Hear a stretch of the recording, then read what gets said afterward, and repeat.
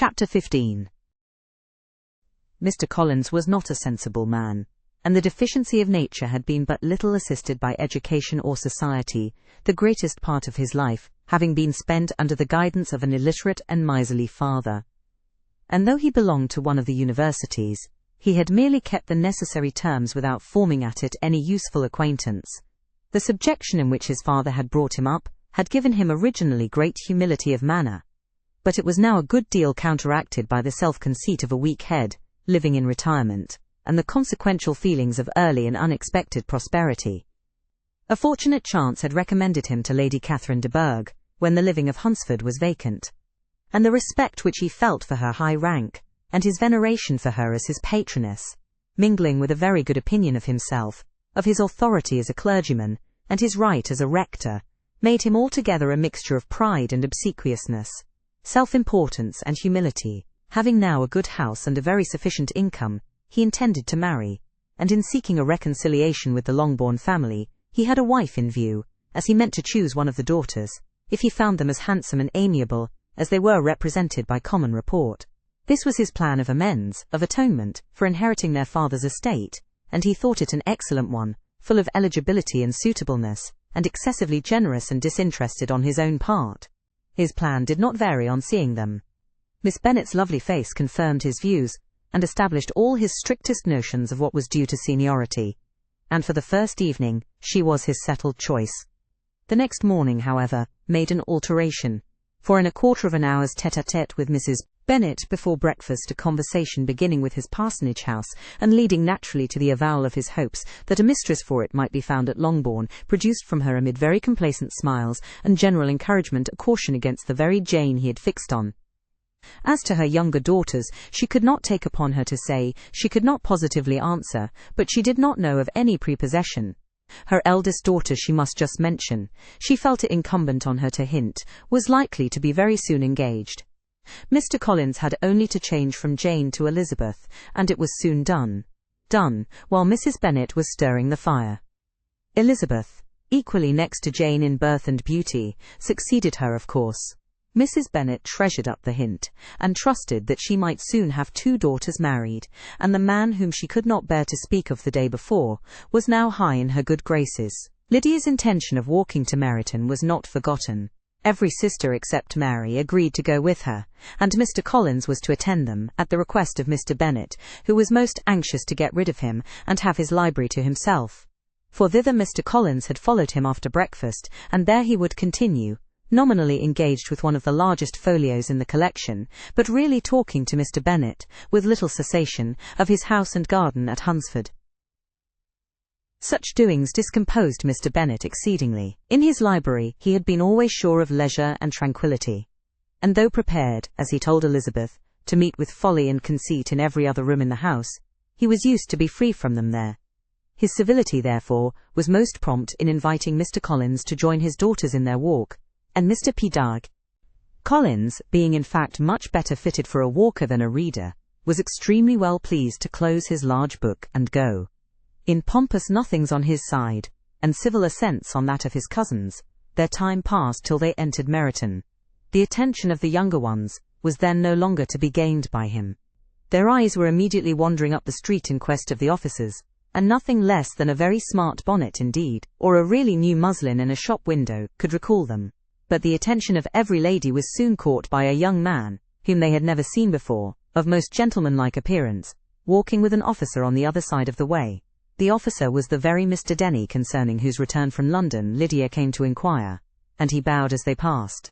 All were struck with the stranger's air, all wondered who he could be, and Kitty and Lydia, determined if possible to find out, led the way across the street, under pretence of wanting something in an opposite shop, and fortunately had just gained the pavement, when the two gentlemen, turning back, had reached the same spot.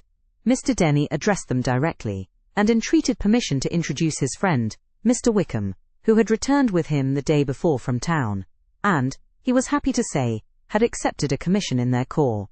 This was exactly as it should be, for the young man wanted only regimentals to make him completely charming.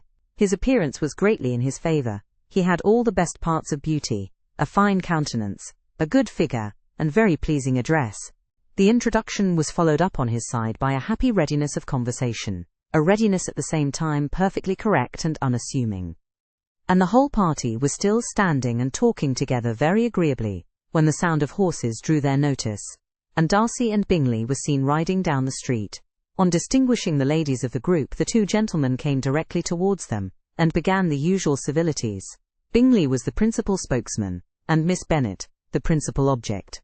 He was then, he said, on his way to Longbourn on purpose to inquire after her.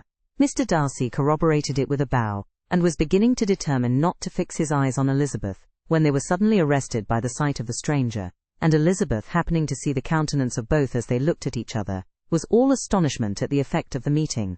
Both changed colour, one looked white, the other red. Mr. Wickham after a few moments touched his hat, a salutation which Mr. Darcy just deigned to return. What could be the meaning of it? In another minute Mr. Bingley, but without seeming to have noticed what passed, took leave, and rode on with his friend. Mr. Denny and Mr. Wickham walked with the young ladies to the door of Mr. Phillips's house, and then made their bows, in spite of Miss Lydia's pressing entreaties that they would come in, and even in spite of Mrs. Phillips's throwing up the parlour window, and loudly seconding the invitation. Mrs. Phillips was always glad to see her nieces, and the two eldest, from their recent absence, were particularly welcome, and she was eagerly expressing her surprise at their sudden return home, which, as their own carriage had not fetched them, she should have known nothing about, if she had not happened to see Mr. Bryce, Jones's shop-boy in the street, who had told her that they were not to send any more drafts to Netherfield, because the Miss Bennets were come away. When her civility was claimed towards Mr. Collins by Jane's introduction of him, she received him with her very best politeness, which he returned with as much more apologizing for his intrusion, without any previous acquaintance with her, which he could not help flattering himself, however, might be justified by his relationship to the young ladies who introduced him to her notice.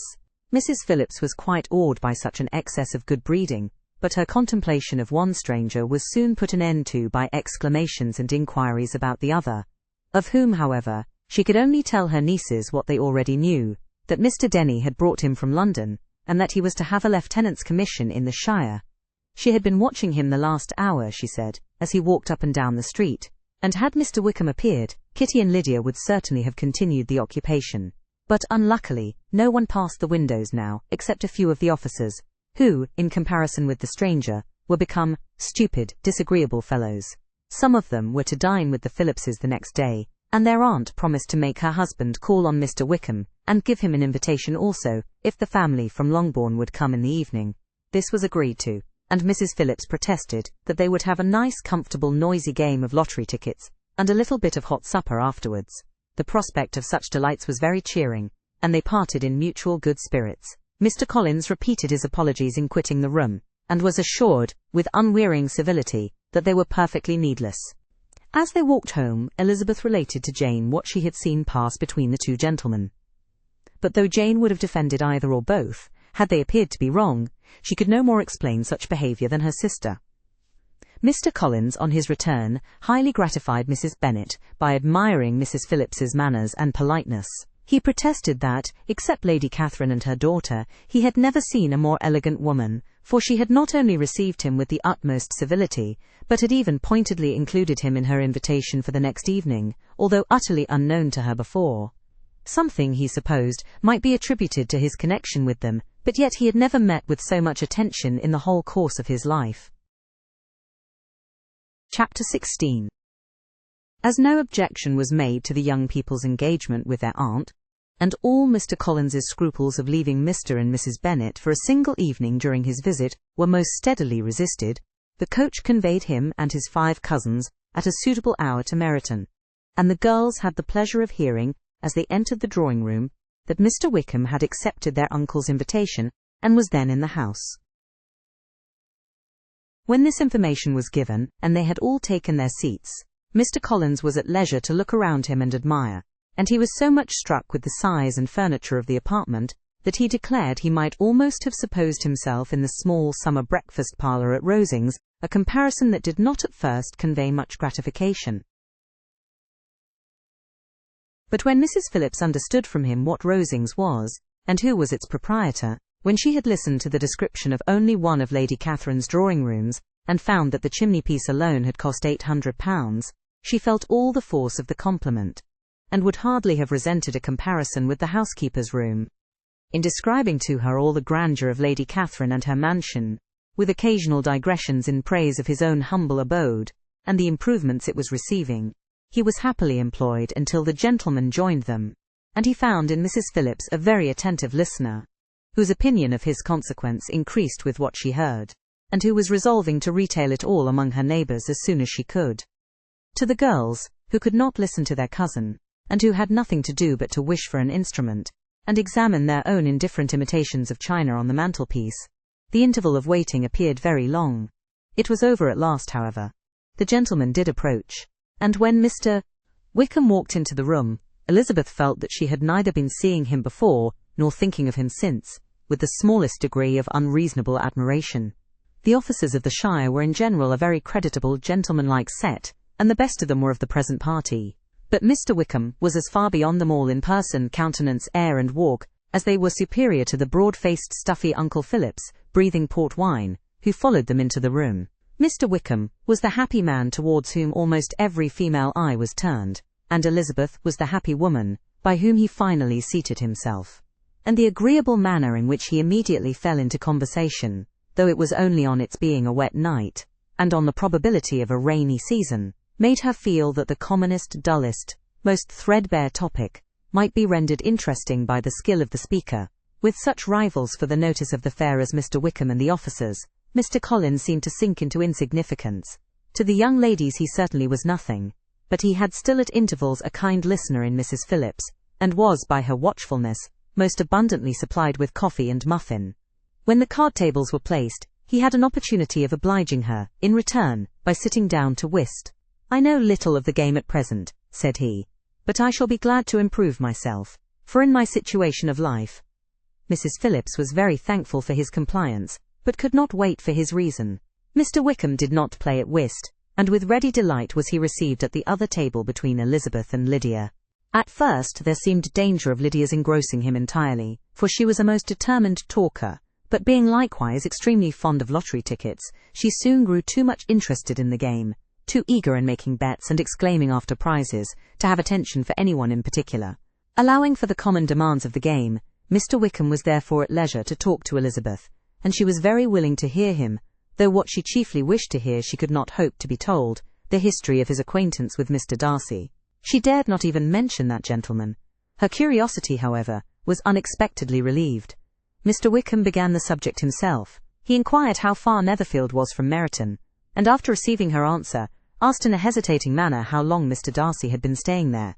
"About a month," said Elizabeth, and then, unwilling to let the subject drop, added, "He is a man of very large property in Derbyshire, I understand." "Yes," replied Wickham, "his estate there is a noble one, a clear 10,000 per annum. You could not have met with a person more capable of giving you certain information on that head than myself, for I have been connected with his family, in a particular manner, from my infancy." Elizabeth could not but look surprised. "You may well be surprised, Miss Bennet, at such an assertion, after seeing, as you probably might, the very cold manner of our meeting yesterday. Are you much acquainted with Mr. Darcy?" "As much as I ever wished to be," cried Elizabeth warmly. "I have spent 4 days in the same house with him, and I think him very disagreeable." "I have no right to give my opinion," said Wickham, "as to his being agreeable or otherwise. I am not qualified to form one. I have known him too long and too well to be a fair judge. It is impossible for me to be impartial. But I believe your opinion of him would in general astonish, and perhaps you would not express it quite so strongly anywhere else. Here you are in your own family. Upon my word, I say no more here than I might say in any house in the neighbourhood, except Netherfield. He is not at all liked in Hertfordshire. Everybody is disgusted with his pride. You will not find him more favourably spoken of by anyone."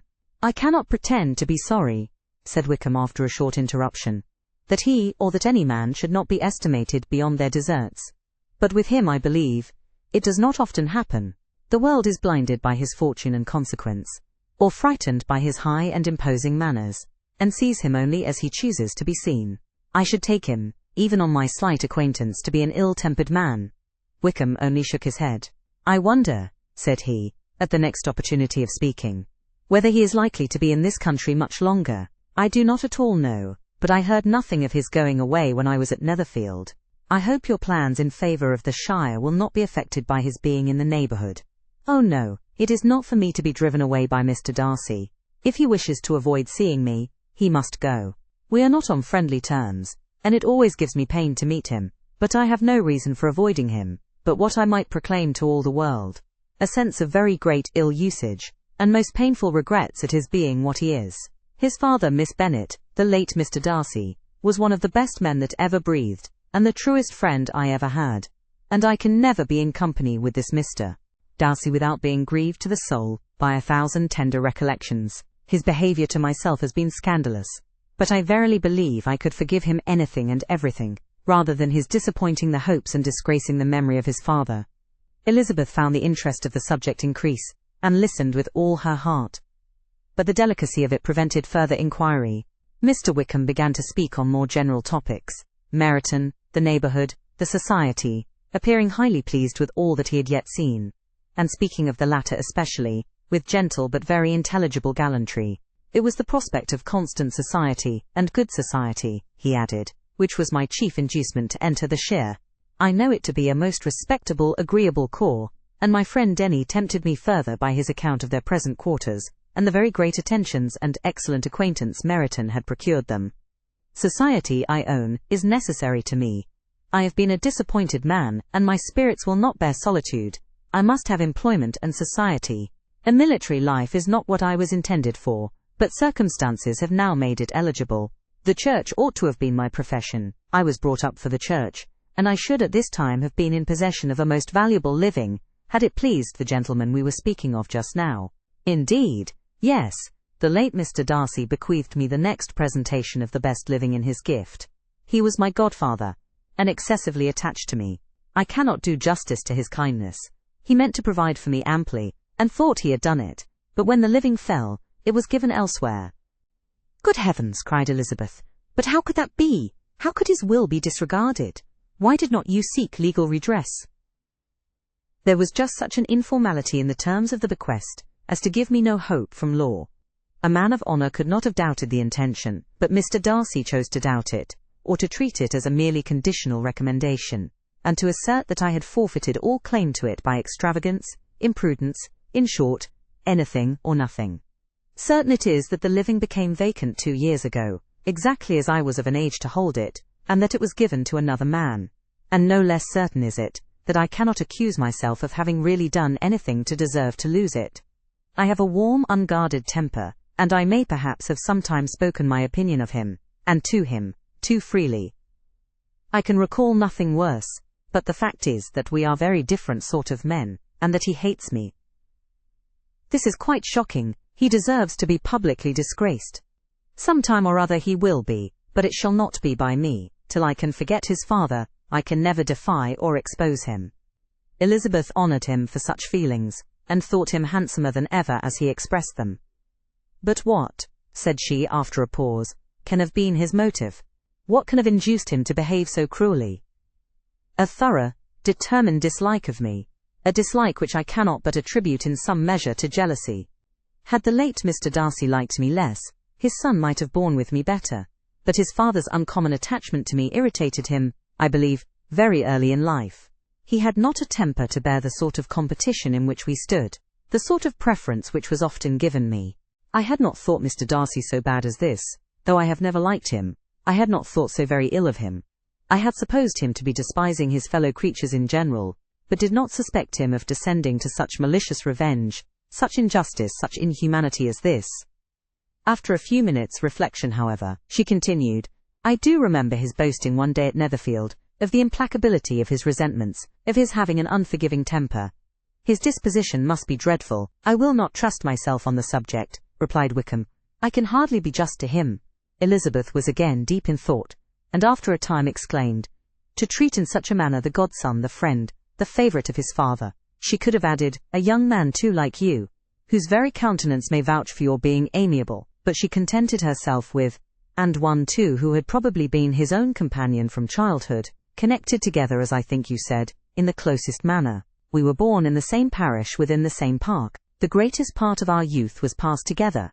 Inmates of the same house, sharing the same amusements, objects of the same parental care. My father began life in the profession which your uncle, Mr. Phillips, appears to do so much credit to. But he gave up everything to be of use to the late Mr. He was most highly esteemed by Mr. Darcy, a most intimate, confidential friend. Mr. Darcy often acknowledged himself to be under the greatest obligations to my father's active superintendence. And when, immediately before my father's death, Mr. Darcy gave him a voluntary promise of providing for me, I am convinced that he felt it to be as much a debt of gratitude to him as of affection to myself. How strange! Cried Elizabeth. How abominable! I wonder that the very pride of this Mr. Darcy has not made him just to you, if from no better motive, that he should not have been too proud to be dishonest. For dishonesty I must call it. It is wonderful, replied Wickham, for almost all his actions may be traced to pride, and pride has often been his best friend. It has connected him nearer with virtue than any other feeling. But we are none of us consistent, and in his behaviour to me there were stronger impulses even than pride. Can such abominable pride as his have ever done him good? Yes, it has often led him to be liberal and generous, to give his money freely, to display hospitality, to assist his tenants and relieve the poor. Family pride and filial pride, for he is very proud of what his father was, have done this.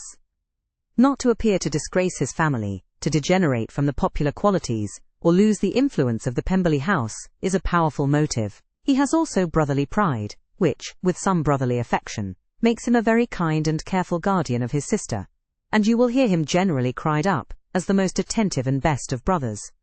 What sort of a girl is Miss Darcy? He shook his head. I wish I could call her amiable. It gives me pain to speak ill of a Darcy, but she is too much like her brother. Very, very proud. As a child she was affectionate and pleasing, and extremely fond of me, and I have devoted hours and hours to her amusement. But she is nothing to me now. She is a handsome girl, about 15 or 16, and, I understand, highly accomplished. Since her father's death, her home has been London, where a lady lives with her, and superintends her education. After many pauses and many trials of other subjects, Elizabeth could not help reverting once more to the first and saying, I am astonished at his intimacy with Mr. Bingley. How can Mr. Bingley, who seems good humour itself, and is, I really believe, truly amiable, be in friendship with such a man? How can they suit each other? Do you know Mr. Bingley? Not at all. He is a sweet-tempered, amiable, charming man. He cannot know what Mr. Darcy is. Probably not, but Mr. Darcy can please where he chooses.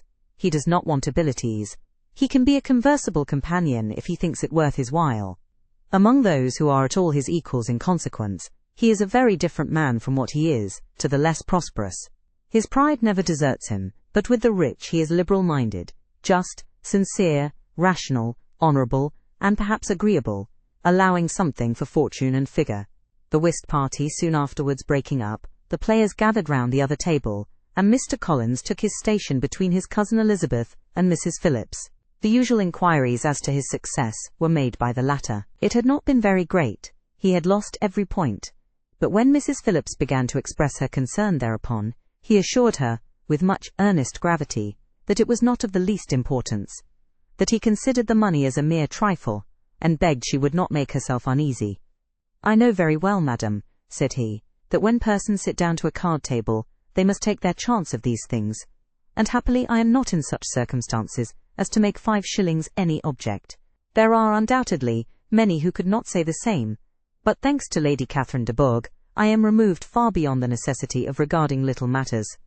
Mr. Wickham's attention was caught, and after observing Mr. Collins for a few moments, he asked Elizabeth in a low voice whether her relations were very intimately acquainted with the family of de Bourgh. Lady Catherine de Bourgh, she replied, has very lately given him a living. I hardly know how Mr. Collins was first introduced to her notice, but he certainly has not known her long. You know, of course, that Lady Catherine de Bourgh and Lady Anne Darcy were sisters, consequently that she is aunt to the present Mr. Darcy. No, indeed I did not. I knew nothing at all of Lady Catherine's connections. I never heard of her existence till the day before yesterday. Her daughter, Miss de Bourgh, will have a very large fortune, and it is believed that she and her cousin will unite the 2 estates. This information made Elizabeth smile, as she thought of poor Miss Bingley. Vain indeed must be all her attentions, vain and useless her affection for his sister, and her praise of himself, if he were already self-destined to another. Mr. Collins, said she, speaks highly both of Lady Catherine and her daughter, but from some particulars that he has related of her ladyship, I suspect his gratitude misleads him, and that, in spite of her being his patroness, she is an arrogant, conceited woman. I believe her to be both in a great degree, replied Wickham. I have not seen her for many years, but I very well remember that I never liked her, and that her manners were dictatorial and insolent. She has the reputation of being remarkably sensible and clever, but I rather believe she derives part of her abilities from her rank and fortune, part from her authoritative manner, and the rest from the pride of her nephew, who chooses that everyone connected with him should have an understanding of the first class. Elizabeth allowed that he had given a very rational account of it, and they continued talking together with mutual satisfaction, till supper put an end to cards, and gave the rest of the ladies their share of Mr. Wickham's attentions. There could be no conversation in the noise of Mrs. Phillips's supper party, but his manners recommended him to everybody. Whatever he said was said well, and whatever he did, done gracefully. Elizabeth went away with her head full of him. She could think of nothing but of Mr. Wickham, and of what he had told her all the way home, but there was not time for her even to mention his name as they went, for neither Lydia nor Mr. Collins were once silent. Lydia talked incessantly of lottery tickets, of the fish she had lost and the fish she had won, and Mr. Collins, in describing the civility of Mr. and Mrs. Phillips, protesting that he did not in the least regard his losses at whist, enumerating all the dishes at supper, and repeatedly fearing that he crowded his cousins, had more to say than he could well manage before the carriage stopped at Longbourn House. Chapter 17. Elizabeth related to Jane, the next day, what had passed between Mr. Wickham and herself. Jane listened with astonishment and concern. She knew not how to believe that Mr. Darcy could be so unworthy of Mr. Bingley's regard, and yet it was not in her nature to question the veracity of a young man of such amiable appearance as Wickham. The possibility of his having really endured such unkindness was enough to interest all her tender feelings, and nothing therefore remained to be done, but to think well of them both, to defend the conduct of each, and throw into the account of accident or mistake whatever could not be otherwise explained. They have both, said she, been deceived, I dare say, in some way or other, of which we can form no idea. Interested people have perhaps misrepresented each to the other.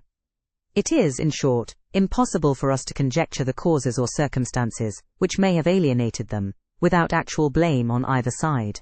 Very true indeed. And now, my dear Jane, what have you got to say in behalf of the interested people who have probably been concerned in the business? Do clear them too, or we shall be obliged to think ill of somebody. Laugh as much as you choose, but you will not laugh me out of my opinion. My dearest Lizzie, do but consider in what a disgraceful light it places Mr. Darcy, to be treating his father's favourite in such a manner, one whom his father had promised to provide for. It is impossible. No man of common humanity, no man who had any value for his character could be capable of it.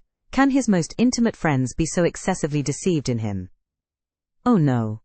I can much more easily believe Mr. Bingley's being imposed on, than that Mr. Wickham should invent such a history of himself as he gave me last night. Names, facts, everything, mentioned without ceremony. If it be not so, let Mr. Darcy contradict it. Besides, there was truth in his looks. It is difficult indeed. It is distressing. One does not know what to think. I beg your pardon. One knows exactly what to think. But Jane could think with certainty on only one point, that Mr. Bingley, if he had been imposed on, would have much to suffer when the affair became public. The two young ladies were summoned from the shrubbery, where this conversation passed, by the arrival of some of the very persons of whom they had been speaking. Mr. Bingley and his sisters came to give their personal invitation for the long-expected ball at Netherfield, which was fixed for the following Tuesday. The two ladies were delighted to see their dear friend again, called it an age since they had met, and repeatedly asked what she had been doing with herself since their separation. To the rest of the family they paid little attention, avoiding Mrs. Bennet as much as possible, saying not much to Elizabeth, and nothing at all to the others.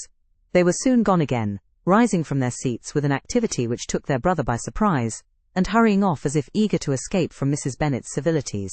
The prospect of the Netherfield ball was extremely agreeable to every female of the family. Mrs. Bennet chose to consider it as given in compliment to her eldest daughter, and was particularly flattered by receiving the invitation from Mr. Bingley himself, instead of a ceremonious card. Jane pictured to herself a happy evening in the society of her two friends, and the attentions of their brother, and Elizabeth thought with pleasure of dancing a great deal with Mr. Wickham, and of seeing a confirmation of everything in Mr. Darcy's look and behaviour. The happiness anticipated by Catherine and Lydia depended less on any single event, or any particular person, for though they each, like Elizabeth, meant to dance half the evening with Mr. Wickham, he was by no means the only partner who could satisfy them, and a ball was, at any rate, a ball, and even Mary could assure her family that she had no disinclination for it. "While I can have my mornings to myself," said she, "it is enough. I think it is no sacrifice to join occasionally in evening engagements. Society has claims on us all, and I profess myself one of those who consider intervals of recreation and amusement as desirable for everybody." Elizabeth's spirits were so high on the occasion that though she did not often speak unnecessarily to Mr. Collins, she could not help asking him whether he intended to accept Mr. Bingley's invitation, and if he did, whether he would think it proper to join in the evening's amusement, and she was rather surprised to find that he entertained no scruple whatever on that head, and was very far from dreading a rebuke, either from the Archbishop or Lady Catherine de Bourgh, by venturing to dance. "I am by no means of opinion, I assure you," said he, "that a ball of this kind, given by a young man of character, to respectable people, can have any evil tendency, and I am so far from objecting to dancing myself, that I shall hope to be honoured with the hands of all my fair cousins in the course of the evening, and I take this opportunity of soliciting yours, Miss Elizabeth, for the 2 first dances especially, a preference which I trust my cousin Jane will attribute to the right cause, and not to any disrespect for her." Elizabeth felt herself completely taken in. She had fully proposed being engaged by Wickham for those very dances, and to have Mr. Collins instead. Her liveliness had been never worse timed. There was no help for it, however. Mr. Wickham's happiness and her own was perforce delayed a little longer, and Mr. Collins's proposal accepted with as good a grace as she could. She was not the better pleased with his gallantry, from the idea it suggested of something more. It now first struck her that she was selected from among her sisters as worthy of being the mistress of Hunsford Parsonage, and of assisting to form a quadrille table at Rosings, in the absence of more eligible visitors. The idea soon reached a conviction, as she observed his increasing civilities towards herself, and heard his frequent attempt at a compliment on her wit and vivacity. And though more astonished than gratified herself by this effect of her charms, it was not long before her mother gave her to understand that the probability of their marriage was exceedingly agreeable to her. Elizabeth, however, did not choose to take the hint, being well aware that a serious dispute must be the consequence of any reply. Mr. Collins might never make the offer, and, till he did, it was useless to quarrel about him. If there had not been a Netherfield ball to prepare for and talk of, the younger Miss Bennets would have been in a pitiable state at this time. For, from the day of the invitation to the day of the ball, there was such a succession of rain as prevented their walking to Meryton once. No aunt, no officers, no news could be sought after. The very shoe roses for Netherfield were got by proxy. Even Elizabeth might have found some trial of her patience in weather, which totally suspended the improvement of her acquaintance with Mr. Wickham, and nothing less than a dance on Tuesday could have made such a Friday, Saturday, Sunday and Monday endurable to Kitty and Lydia.